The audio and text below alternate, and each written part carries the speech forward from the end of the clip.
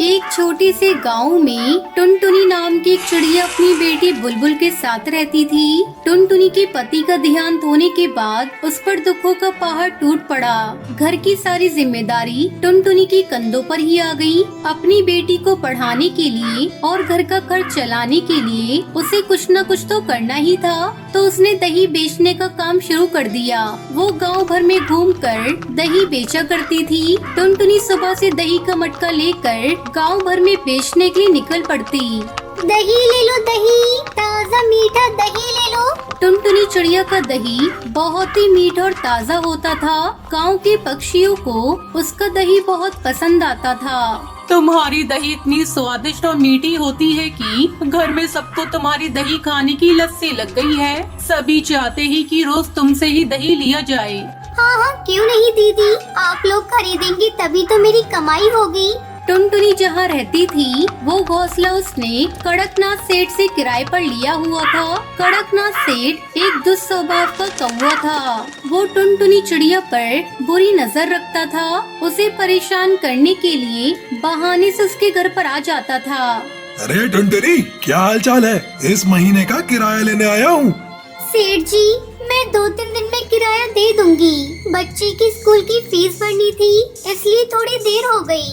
अरे मैंने कहा तुम्हें कुछ कहा? तुम किराया कभी भी दे दो, मैं भला तुम्हें कुछ कह सकता हूँ? बस मुझे अपने हाथ की एक कप चाय पिला दो। इस तरह कड़कनाथ से टुनटुनी को परेशान करता रहता, पर टुनटुनी मजबूर थी, इस वजह से चुप रहती। गांव के सभी पक्षी टुनटुनी को बहुत प्यार करते थे और टुनटुनी भी सबका हालचाल पूछती रहती थी। कुछ दिनों बाद टुनटुनी के पड़ोस में कौवी रहने आई। वो अकेली थी, उसका दुनिया में कोई नहीं था। बहन, मैं इस दुनिया में अकेली हूँ, तो मुझे अपना पेट भरने के लिए कुछ न कुछ काम करना पड़ेगा। तुम दही बेचने का काम करती हो, उससे तुम्हें अच्छी खासी कमाई हो जाती है। हाँ हाँ, हम माँ बेटी की गुजारे लायक तो कमाई हो ही जाती है। मुझे तो इस तरह का कोई काम नहीं आता, क्यों ना मैं भी दही बेचने का काम शुरू कर लूँ। कुछ तो कमाई होगी ही, वही मेरे लिए काफी है। टुनटुनी बहुत साफ दिल की चिड़िया थी। उसने सुंदरी कौवी को दही बेचने के बारे में अच्छी सलाह दे दी, जिससे कि उसका घर चल सके। अगले ही दिन से सुंदरी कौवी भी दही बेचने के लिए गांव भर में घूमने लगी, पर उसका दही नहीं बिका। गांव के पक्षी को टुनटुनी का दही ही बहुत पसंद आता, इसलिए उन्होंने किसी और से दही लेने का कभी नहीं सोचा। टुनटुनी का सारा दही बिकता देखकर सुंदरी कौवी के मन में जलन की भावना आ गई और वो मन ही मन सोचती है, इस टुनटुनी का सारा दही तो हाथों हाथ बिक जाता है, पर जब मैं दही बेचने निकलती हूँ तो मुझसे कोई नहीं लेता। इस तरह मेरा गुजारा कैसे चलेगा? कुछ ना कुछ तो करना ही होगा।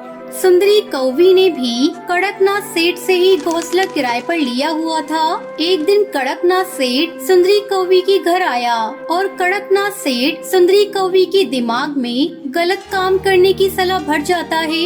एक दिन की बात है, क्यों ना अपना दही ले जाकर टुनटुनी के दही से बदल दूं। इससे मेरा दही ज्यादा बिकने लग जाएगा और मेरी अच्छी खासी कमाई हो जाएगी। इस तरह का विचार मन में रखते हुए अगले ही दिन जब टुनटुनी चिड़िया अपनी बेटी को स्कूल छोड़ने जाती है, तभी मौका देखकर सुंदरी कौवी अपनी दही की मटकी से टुनटुनी की दही की मटकी बदल देती है और जल्दी से उसका दही लेकर अपने घर आ जाती है। घर वापस आते ही टुनटुनी दही लेकर बेचने निकल जाती है। दही ले लो, दही ताज़ा मीठा दही ले लो। तभी उसके पास टूनी चिड़िया आती है और टुनटुनी का दही खाकर उससे कहती है, अरे टुनटुनी, तुझे क्या हो गया? कल तेरा दही बिल्कुल अच्छा था और आज तो ठीक से जमा हुआ भी नहीं है और ना ही उसमें कोई मिठास है।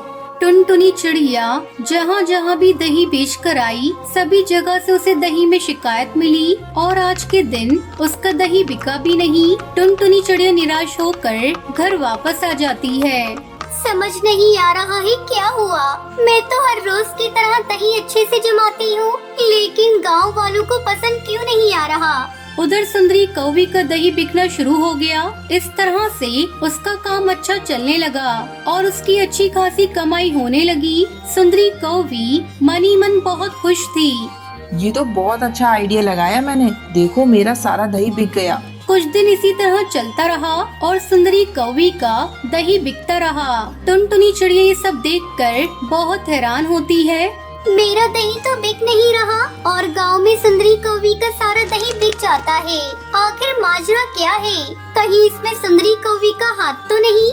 टुनटुनी चिड़िया के मन में एक तरकीब आती है। वो जिस मटकी में दही जमा रही थी उस पर नीचे की तरफ एक छोटा सा निशान लगा देती है और उसे हमेशा की तरह रख देती है और सुबह सुबह पानी लेने के बहाने घर से बाहर चली जाती है।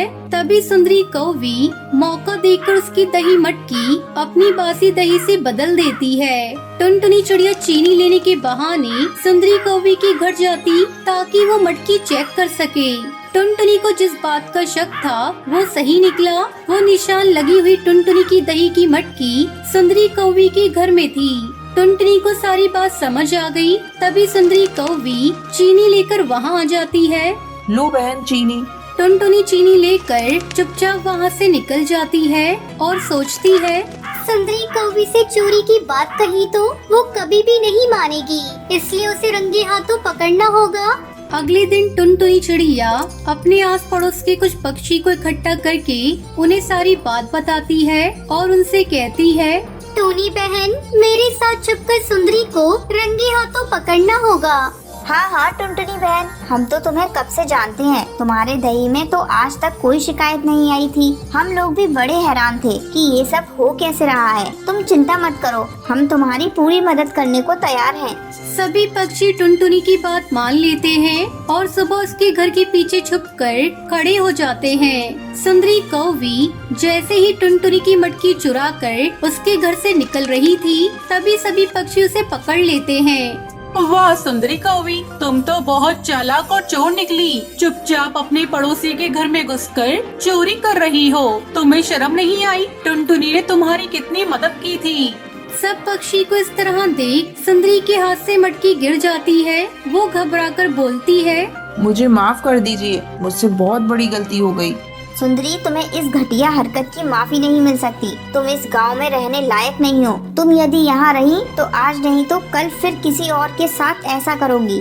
सभी पक्षी सुंदरी को गांव से निकाल देते हैं और फिर से टुनटुनी का दही बिकना शुरू हो जाता है।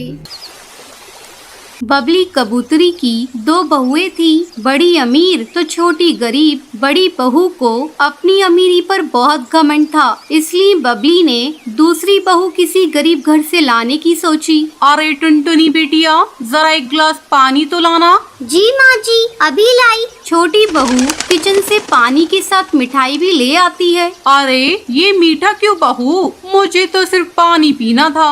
माँ जी, हम लोगों के घर के संस्कार हैं, पानी किसी को खाली नहीं दिया जाता है। अरे जीती रहे बेटी, मुझे तो ऐसी ही बहू चाहिए थी। वहीं बड़ी बहू पिंकी के अलग ही शौक थे।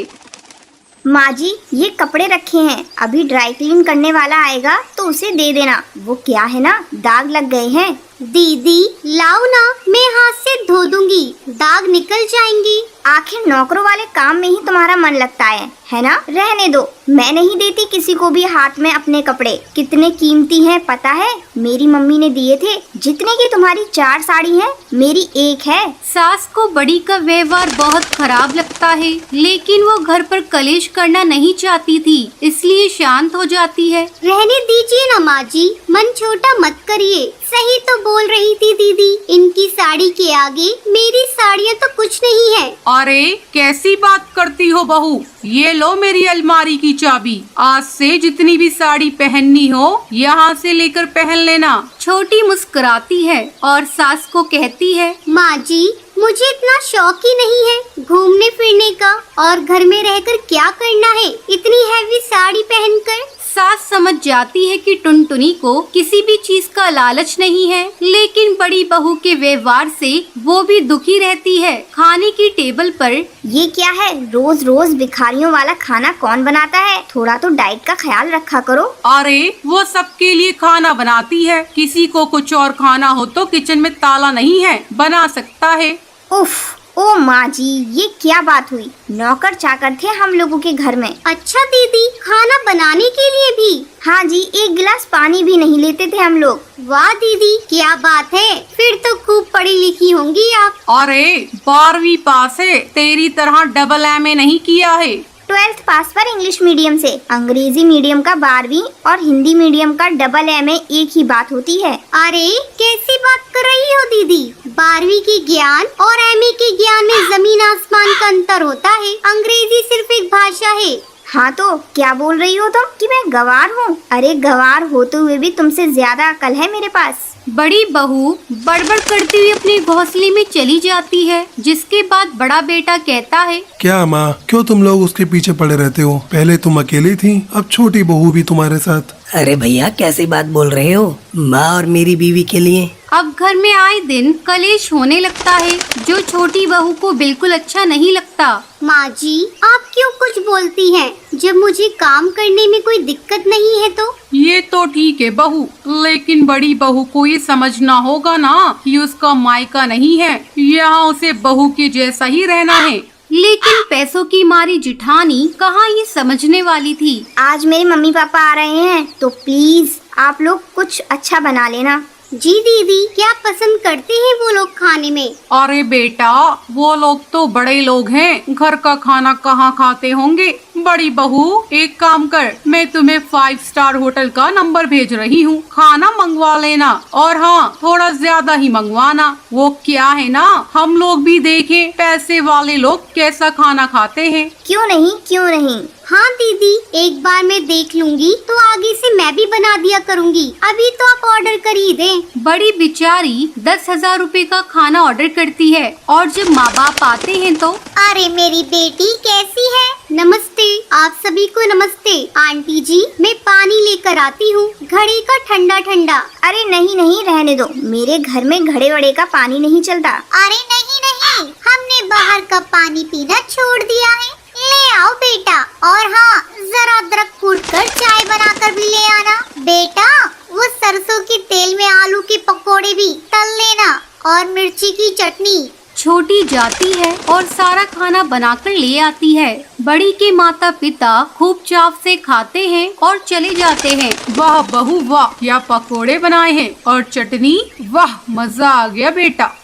और ये 10,000 का खाना आया है, वो कौन खाएगा? हे भगवान, मेरे पैसे फालतू में चले गए। अरे तेरे लिए 10,000 कौन सी बड़ी बात है बहू। शाम को बड़ा बेटा बंटी आता है और वो परिवार के सामने कहता है, अच्छा सब सुन लो, इस बार मेरा प्रमोशन होने वाला है, लेकिन बॉस और उनकी बीवी घर आएंगे, तो प्लीज सारा मैनेज कर लेना। अरे कैसी गंवारों जैसी बात कर रहे हो? मेरे मायके के हिसाब से मैं सारा इंतजाम कर दूंगी, बस आप लोग ढंग से तैयार हो जाना। उस दिन शाम को बहू ने पूरे घर को तैयार कर दिया, जहाँ छोटी बहू और सास सुंदर सी हल्की फुल्की ज्वेलरी पहने होती है, तो वहीं बड़ी बहू ने हैवी ज्वेलरी पहनी होती है।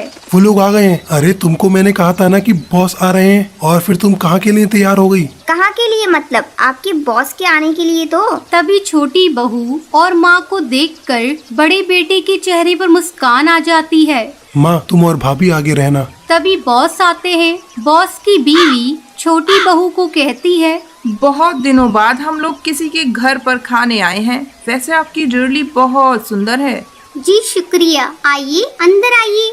सभी खाना पीना खाने के बाद निकलने वाले होते हैं। बॉस छोटी बहू से कहते हैं, आपके पति का प्रमोशन पक्का। जिनका व्यवहार और खाना इतना अच्छा हो, वो अच्छा प्रमोशन तो डिजर्व करते ही हैं। तभी बड़ी बोल पड़ती है, अरे एक मिनट, इसका पति तो आपकी कंपनी में काम भी नहीं करता, फिर क्यों प्रमोशन? बड़ा बेटा समझ जाता है कि मामला क्या है। बॉस ये मेरे छोटे भाई की बीवी है, मेरी बीवी तो ये है। अरे ये आपकी बीवी है? मुझे तो लगा कि शादी वाले घर से ये कौन खड़ा है। वैसे भाभी जी, आप कहाँ के लिए तैयार हैं? कहीं हम लोगों के आने के कारण आपको कुछ कैंसिल तो नहीं करना पड़ा? नहीं, वो मैं ना बहुत अमीर घर से हूँ, तो वहाँ हम लोग ऐसे ही ज्वेलरी पहनते हैं। अच्छा, किस घराने से हैं आप? क्योंकि अमीर तो हम भी हैं, लेकिन घर में बनारसी गोल्ड ज्वेलरी नहीं पहनते। बुरा मत मानिए, पर ये छोटी वाली से सीखिए कुछ। ये बोलकर बॉस और उसकी बीवी चले जाते हैं। क्या है, कटा देना नाक। अमीर के चक्कर में तुमने सिर्फ ये दिखा दिया कि तुम सिर्फ अमीरी का नाटक करती हो। मुझे माफ कर दीजिए, मैं समझ गई कि जो सादगी में मजा है वो बनारसी में नहीं है बहू।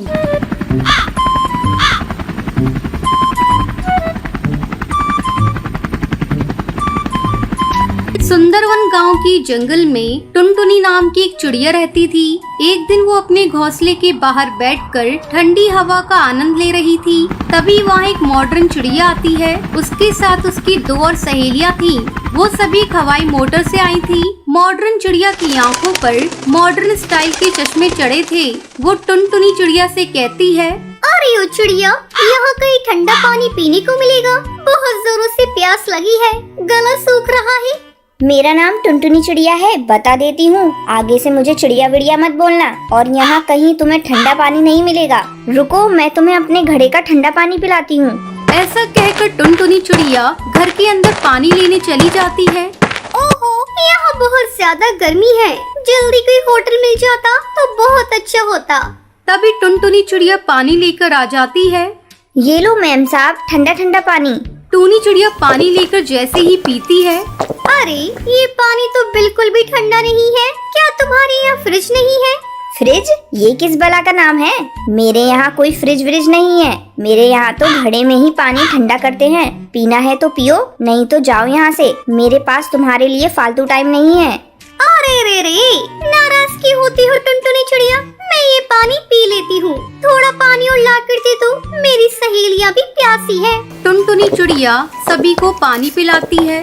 अच्छा टुनटुनी, मुझे ये बताओ, यहाँ कोई होटल मिलेगा? हम लोग शहर के जंगल से गांव के जंगल घूमने आए हैं और 2 दिनों तक यहाँ रुकेंगे। होटल? यहाँ कोई होटल नहीं मिलेगा मैम साहब। ये गांव है, गांव। यहाँ तो बस मेरे घर की तरह ही घर मिलेंगे। टुनटुनी चिड़िया, मेरा नाम टूनी है, तो मुझे टूनी चिड़िया कहकर बुला सकती हो। अच्छा टुनटुनी चिड़िया, तुम मुझे अपना जैसा ही घर दिला दो, मैं तुम्हें अच्छे पैसे दूंगी। लेकिन टूनी मेम साहब, इस जंगल में कोई पक्षी अपना घर किसी शहरी पक्षी को नहीं देता। ऐसा करिए, आप सभी लोग मेरे घोंसले में रुक जाइए। तुम ठीक कह रही हो टुनटुनी, तो हम सभी तुम्हारे घर रुक जाते हैं। हैरी बेबी, चलो हवाई मोटर से सारा सामान निकाल कर ले आओ। हम सभी टुनटुनी चिड़िया के घर में 2 दिनों तक रुकेंगे। टूनी चिड़िया घोंसले के अंदर आती है। टुनटुनी चिड़िया, जरा एसी ऑन कर दो, बहुत गर्मी लग रही है। ये गर्मी तो लगता है जान निकाल देगी। टूनी मेम साहब, ये लीजिए हमारे गांव का एसी, इससे अपनी गर्मी दूर भगाइए।